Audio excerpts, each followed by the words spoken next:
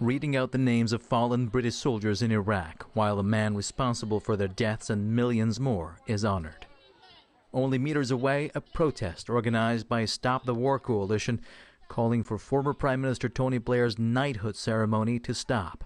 It's an absolute outrage that someone who lied to the people, lied to Parliament, lied to the Cabinet, took us into an illegal war which led to the deaths of hundreds of thousands of people and destroyed a country should be given a knighthood. I mean, it's a disgrace.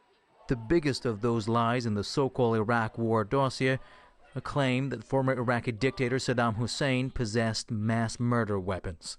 We knew in September 2002 that the dossier amounted to nothing. We were told it proved there were weapons of mass destruction. Everybody serious who looked at that said it didn't prove anything of the sort. Blair was determined to go to war regardless. He was determined whatever the evidence said. So essentially they cooked up the evidence. In 2016, all the lies were exposed by the so-called Chilcot Report that concluded Iraq posed no immediate threat at the time of the 2003 invasion. For Tony Blair, though, who defended his decision to go to war, that has not meant a war crimes tribunal, but the UK's most prestigious knighthood. To anti-war activists, that is a dangerous precedent.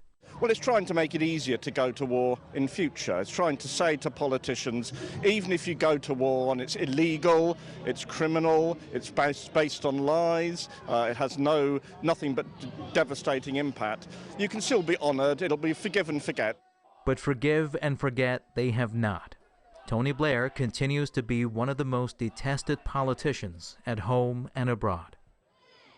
Nearly 2 decades since the Iraq War, Tony Blair is known by tens of millions here and abroad as a war criminal, despite efforts to reinvent himself as a visionary leader, which is why these protesters say the only court Tony Blair should be attending today is not a royal one. Site for Press TV, London.